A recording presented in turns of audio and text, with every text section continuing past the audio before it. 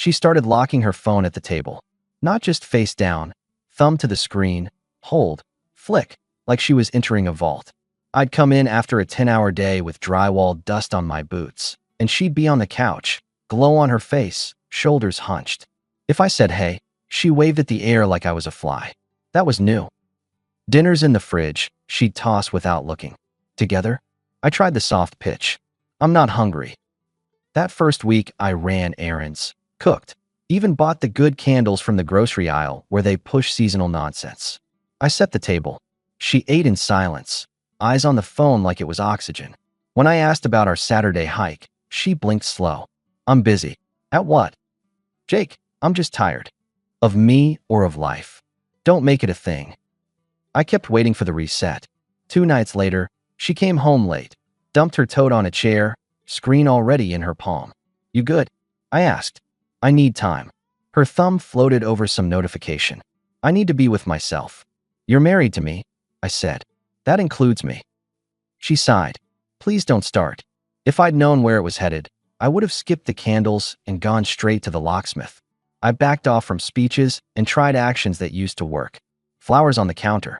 A reservation at the little place where the waitress knew our order. I suggested a walk after dinner. Walk by yourself, she murmured, scrolling. Lauren, I said, staying even. We haven't done anything together in weeks. I know, Jake. I'm telling you what I need. Which is space. From your husband. Don't be dramatic. I leaned on the doorframe. There's dinner, and there's a marriage. Both are about showing up. You haven't been showing up. Her eyes flicked up, then back down. I'm exhausted. I nodded, filed it. The next night, I set dinner down at 6 sharp, placed my phone on the counter, and took a seat. She sat, held the fork, and kept her other hand under the table. I heard the buzz. I looked at the utensil drawer, then back at her. New rule, I said. If we're eating together, the phones stay out of reach. If you need yours, I'll eat on the porch. I'm not competing with a screen. She bristled. You can't make rules for me. I can set rules for my time. You want to eat with me, you get me. You want the phone, you get the porch. Pick. God, you're controlling. Stating how I spend my own dinner is control? That's cute. She exhaled through her nose, slid the phone onto the counter like it burned. 2 minutes of small talk. Then her head tipped toward the glow again. I carried my plate to the porch. No lecture. Just consequence. She watched me through the glass, then went back to scrolling. Afterward, I loaded the dishwasher, grabbed my work bag, and planned the next move. At lunch the next day, I sat in my truck with a turkey sandwich when Marcus, my foreman, knocked on the window with a knuckle. You look like a guy who needs more than mustard. Ever feel like you're paying rent in your own house? I asked. Marcus shrugged. I sleep in my garage when my teenage son gets moody. Saves lives. I'm trying the grown-up version, I replied. Boundaries instead of a blow-up. I ordered 2 round-trip tickets to Paris that afternoon. It wasn't a grand gesture in my mind. It was logistics. Change the scenery, cut the noise, 2 people in a city that forces you to look up. I put the confirmation in an envelope, wrote her name, slid it under her coffee mug at breakfast. What's this? She asked, hair up, robe tight. Open it. She tore the flap, scanned, blinked. Paris. 7 days. Walks. Museums. No phones at the table. We'll do our own tour. No lines. She kept reading. Mouth flat. It's us time, I added. You said you're tired. I'm handing you air. Her jaw moved. Then she looked at the sink. Jake, I don't want to go with you. I didn't blink. Run that again. I don't want to go with you. Can I take Tasha? I let the quiet sit. You want me to fund your vacation with someone else? She's always wanted to go, and you know we haven't been aligned. I slid the envelope back, folded it. You just told me you need space. I'm giving you France. And you want a +1 that's not me. It's not like that. It is exactly like that. But here's what's going to happen. I placed the envelope in the drawer. I'm not canceling the tickets. If you want one, take one. Book your own return. The second ticket is off the table. She stared. You can't. I can decide what I finance. Consider it your, with yourself, time, scaled. I'll be here, working. When you're gone, I'm moving into the guest room. I'm separating bills. There'll be a calendar invite for who uses the car when. You want space? You'll get it with a schedule. Are you punishing me? I'm protecting me. She looked stunned, then rallied. You're being uptight. Or I'm showing you where the floor is. She pushed away from the table. I need to think. You do that. And take the charger with you so you don't trip over my respect on your way out. She walked down the hall. I took my coffee outside and called the bank. Separate account. Direct deposit split. My schedule shifted to early starts. I told Marcus I'd be on site at 7 from now on. Off at 3, gym after. No time for limbo. That night, as I set my pillow in the guest room, she appeared in the doorway with a cup. I made tea, she said softer. I know I've been distant. True. I'm just overwhelmed. Work. My mom. I snapped earlier. You didn't snap? I said. You showed a preference. I shouldn't have said with Tasha. That was lousy. I agree. Can we reset? We can be civil, I answered. My plans stand. She picked up the spare blanket, folded it. After the trip, we can talk. After the trip, I echoed and turned off the light. She left on a Thursday, rolled her suitcase to the Uber and waved like a neighbor. I kept the porch light off. While she was in the sky to somewhere, I changed the lock code, updated the Wi-Fi password. Wrote both on a note in the kitchen that said, text if you need access. Not spite. Clarity. 2 days later, I took my grocery list to the discount market across town that sells produce no influencer would photograph. I was debating 2 sorry tomatoes when I heard a voice. Jake. I turned. Tasha. Same long bangs, same denim jacket I'd seen 100 times at our cookouts, holding a basket of onions. She looked confused, then concerned. Hey, I said neutral. Aren't you supposed to be in Paris? She asked. I could ask you the same. Her brows pinched. What? You and Lauren, I said. The trip. She blinked a few times, like she needed to refresh. What trip? The one you always wanted. That you're on right now. According to my wife. She went pale. Jake, no. We stood next to the tomatoes while a kid stacked avocados like grenades. Tasha set her basket down. She told me you were going. I said. I didn't even know she had tickets, she whispered. She fumbled for her phone. Hang on. She scrolled, then held it out. Messages. Weeks of my wife working the narrative like a pro. If Jake asks, I'll say I'm with you. You'll say we're at the museum. From Lauren. A selfie of Lauren in a bathroom mirror, captioned, made it early. A photo of a boarding pass. Not Tasha's name. Who's this guy? I asked. Her thumb hovered. I don't know him. Wait. She swiped to a picture. 2 suitcases on a hotel rug, 2 pairs of shoes. One set not mine. Tasha swallowed. Jake, I'm sorry. Not your lie, I said. But your name's on it. I had no idea she'd use me like that. Seems she needed a cover. The kid stacking avocados dropped one. It rolled to my boot. I picked it up, set it back. Tasha looked like she owed me a blood transfusion. Don't do that, face, I said. It's a simple chart. She chose to go one way. I'm going another. How are you even standing here calmly? She asked. Couple reasons. 1, I like facts. 2, I don't perform pain for strangers. 3, I've got groceries to buy. She huffed a laugh. That's very you. A bell rang at the register. We moved to the end of the aisle. Can you send me those? I asked, nodding at her phone. She nodded. All of it. And meet me for coffee later. I want to hear how the story got built. Jake, I feel awful. Don't. But buy me a coffee, and you can feel slightly less awful. She shook her head, smiling despite it. Text me a time. 7, I said. The diner off 5th. I loaded the cart with onions I didn't need and checked out. In the parking lot, I sat in the cab and watched 3 years of We're Good fold like a cheap chair. I didn't rage. I made a list. 1, back up the house cameras. 2, pull phone records. 3, book a consult to process paperwork, quick and clean. 4, pack essentials into the truck. 5, call my sister for the spare bedroom if needed. By the time coffee rolled around, Tasha slid into the booth with a look that said she'd been replaying everything. Bev, the waitress with the eagle tattoo, brought mugs without asking.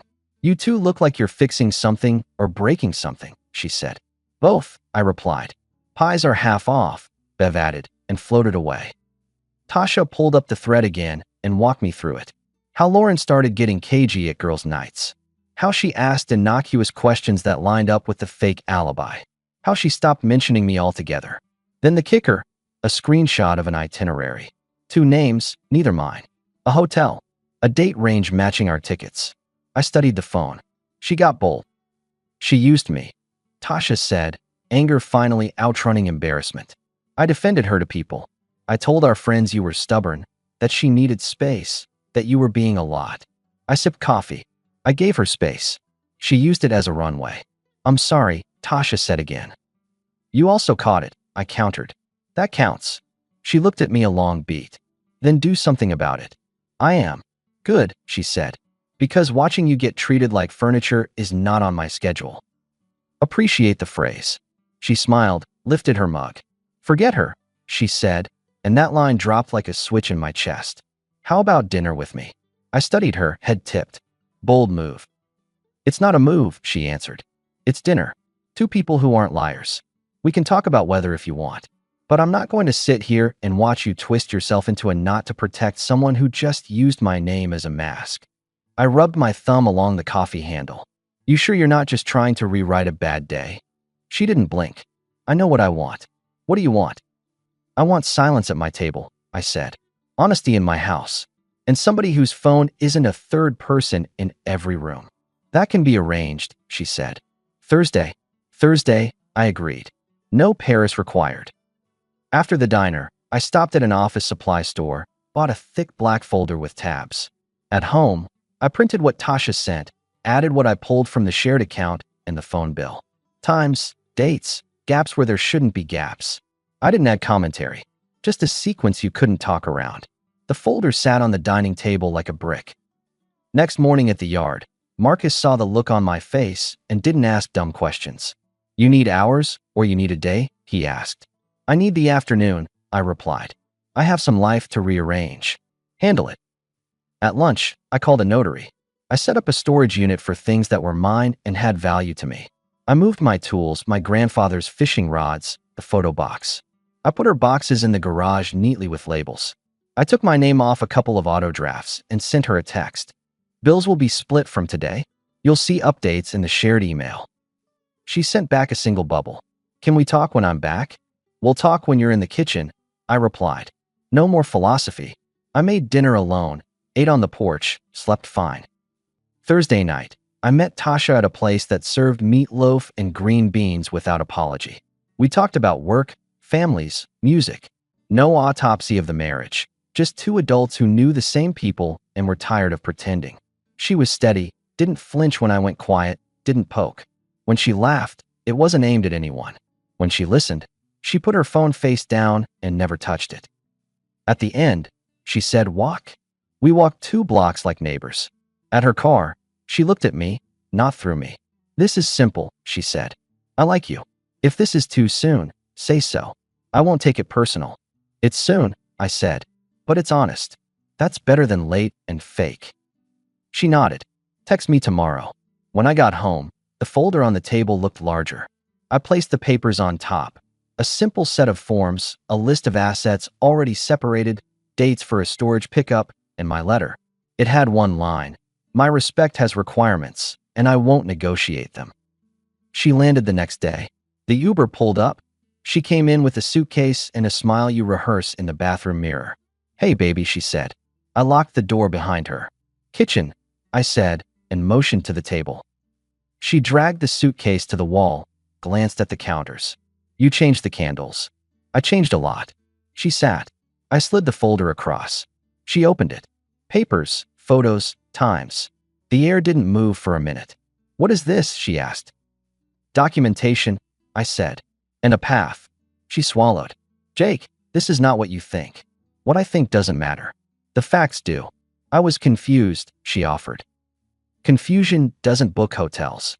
I'm under pressure. Pressure doesn't hide behind a friend's name. She looked up then, eyes bright with effort. Please, I'm asking for a chance to explain. You had weeks to explain, I answered. You explained with your feet. It was a mistake. More than one. I'm lost. You traveled with a companion, I said, choosing words like I was reading a manual. That was your map. She reached across the table, palm up. I can change. People change when the cost changes, I said. Here's the new cost. We're done. Don't do this. I leaned back. Lauren, when I cooked, you scrolled. When I bought tickets, You asked for a substitute. When I asked for respect, you called me controlling. The only variable I haven't adjusted is access. That ends now. You're throwing away our marriage for a trip, she snapped. I'm closing a chapter because you closed the door and put a chair under the knob. She blinked, then tried a different script. Look, I'm sorry. I shouldn't have lied about Tasha. I was scared. We've been distant, and I panicked. Please, let's go away together. We can still use the other ticket. We can. That isn't a ticket. I cut in. It's a receipt. She pushed the folder back like it might bite. What do you want me to do? Read the letter. Sign where the flags are. The notary is coming at 6. At 6? Today. Panic cracked through. Yes. I need time. You used it. Sign. Or don't. I'm not debating. She stood, circled the island, touched my shoulder. That used to be a reset for us. A hand to the shoulder, a breath. Now it felt like a knob turned down too late. Jake, she whispered, leaning closer. Please. I'll shut everything down. I'll be present. I'll make it right. Good. Practice with yourself. Her eyes flashed. How can you be so cold? Clarity looks like cold when you've been living in fog. There was a knock at the front door. Mrs. Green from next door, holding a package. Sorry to interrupt, she chirped. They delivered my vitamins here again. I opened, took the box, and handed it over. She glanced past me and saw Lauren at the table with the folder. Oh, she said, sensing a story. Bad time. It's fine, I said. Just handling house business. I always said nothing good happens with secrets, she offered, then realized she'd said it out loud. Okay, I'll go. Thanks, Mrs. Green. I closed the door. Lauren glared. Great, she snapped. Now the neighborhood knows. Truth has a way of leaking, I said. Sign. She picked up the pen, set it down. Picked it up again. I won't sign tonight, she decided, trying to reclaim ground. I want counsel. Get it. I'm moving to an apartment across town for a month. The lease starts tomorrow. Your things are labeled in the garage. You can schedule a pickup for Saturday. Use the shared calendar. You're leaving me? I'm leaving the place where I'm treated like furniture. She grabbed the pen like it was a lifeline. I need a week. You have until noon tomorrow to decide if this is a handshake or a shove, I said. Either way, my direction doesn't change. She stared, then knocked the paper's askew with the back of her hand. There it is, I said, calm as a lake. The reflex. You're impossible. No, I'm done. That night, I slept at my friend Aaron's above his garage. In the morning, at the job site, Lauren showed up at the fence at 9 a.m. The crew looked at me, then at her. Marcus muttered, You want me to run interference? I've got it, I said and walked to the gate. I'm not signing today, she announced, chin up. You can't force me. You're right, I said. I can't. I can only force my own feet. Can we talk privately? She pressed, glancing at the crew. I shook my head. No. Work time is work time. If you need to communicate, email. I'll respond within 24 hours. In person is off the table. Jake, don't you dare embarrass me. You did that work on your own, I replied, voice steady. This is a boundary. You sound like a therapist. I sound like a man who knows his limits. You'll regret this. Maybe, I said, but I won't regret acting like I matter. She took a step closer. The sight dog, a lazy pit mix, lifted his head.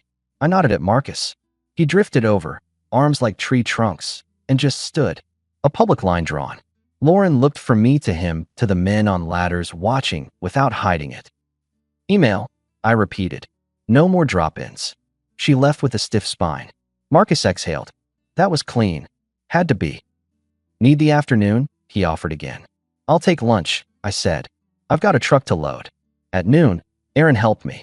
We lifted the heavy stuff, left the shared furniture. I left a set of keys on the counter with a note. Move out schedule in your inbox. I took the folder with me. That night, Tasha called. How'd it go? Direct, I said. You okay?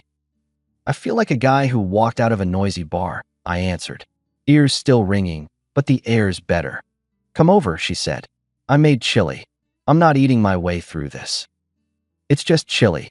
You can talk or keep quiet. Your call. I drove over. We ate at her tiny table. She didn't ask for details. When I reached for my water, she also put her phone face down and didn't touch it once. We watched a baseball game with the sound low and laughed at the bad plays like regular people. The next morning, Lauren's email hit at 8. It was a manifesto. You're abandoning me. You set impossible standards. You made me feel trapped. The usual boomerang where your clear line becomes a hand around her throat in the retelling. I replied with 4 sentences. I'm not available for blame. The facts are in the folder. If you want to discuss logistics, list them in bullet points. Saturday between 10 and noon still works for pickup. She sent 3 more paragraphs. I didn't answer. Silence is a powerful tool when you're not trying to win anything. Saturday, she texted that she'd be late. I replied with 1 line. The garage closes at noon. She arrived at 11:40. I opened the door, nodded to the boxes, stood by the workbench. Her friend Christy helped, avoiding my eyes like I was an X-ray. Lauren kept talking while lifting. You're being cruel, she tossed. I'm being specific, I replied. This is just a phase, she tried. This is a conclusion. My mother is upset. Tell her I appreciate the casserole. Can we at least have dinner next week? To process. No. Why not? Because my dinners are for people who are present. She glared at the labels on the boxes, then said, You'll come back. I won't, I said, and meant it in my bones. When noon hit, I closed the garage as scheduled. She rolled her eyes, but the door came down. Rules are rules. Over the next days, Tasha and I kept it simple. A walk here, a movie there. She didn't ask for status updates on the paperwork. She asked about my workday, about the deck I was building for an older couple who bickered like teens and loved each other like teammates. She told me about her job at the clinic, her brother's terrible taste in wallpaper. Normalcy felt like a clean shirt. One evening, over takeout, she reached across and tapped the folder I'd tossed on her coffee table.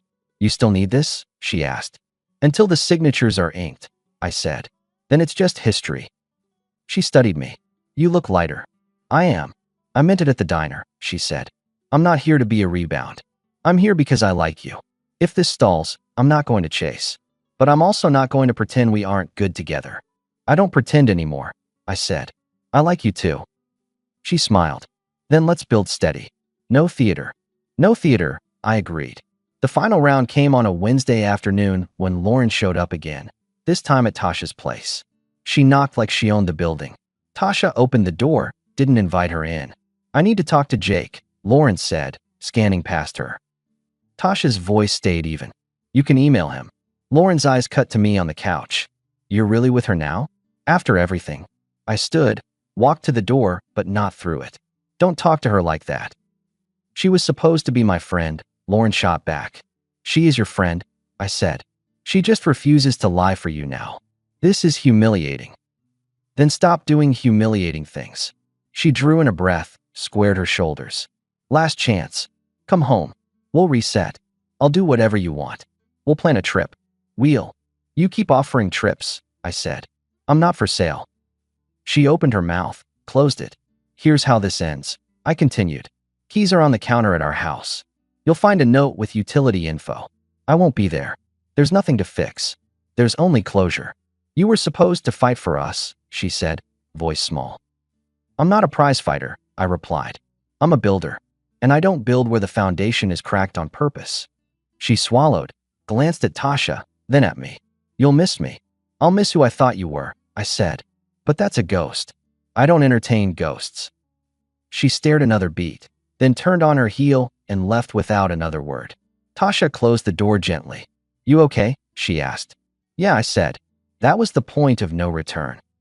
You handled it clean. I had practice, I said, and sat back down. 2 weeks later, I loaded my tools, clothes, and that folder into the cab of my truck and headed west with Tasha following in her car. We weren't running. We were relocating. A carpenter can work anywhere. A decent man can love anywhere. We found a small place near the edge of a city where the air knows how to mind its business. The house had a porch big enough for 2 chairs and a table. I built a rack for Tasha's bike and a shelf for the spices she actually uses. She painted the kitchen a calm color. We lived quiet. We cooked and ate at the table with our phones somewhere else. And if one buzzed, we let it ring. Work came quick. People always need someone who shows up on time. I picked up a used SUV in good shape and tuned it myself on Saturdays. Aaron visited and shook his head at how relaxed I looked. Marcus sent photos of the crew grilling on payday. My sister mailed me a photo of my niece in the shirt I bought her. Life moved forward like it's designed to when you stop standing in your own doorway. As for Lauren, occasionally a message would pop up in the inbox I now checked weekly. It always started with "I was thinking about" and ended with a soft plea for a meeting. Sometimes there'd be a social update through the grapevine. She moved apartments twice, hit a rough patch at work, fell out with Christy over a misunderstanding. I didn't celebrate any of it. I just noticed the pattern. You can't sustain a life built on pulling levers and hiding wires.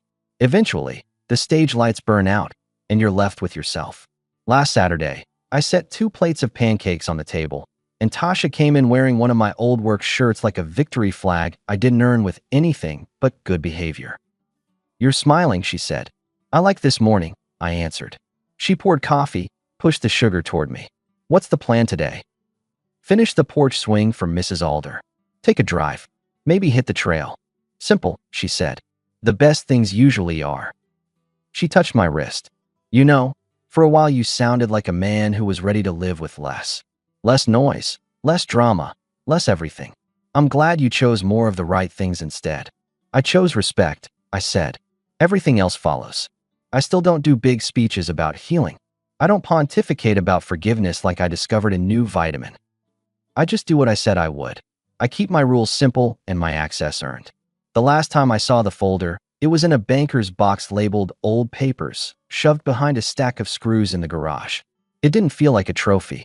It felt like a manual for a job I finished and did right.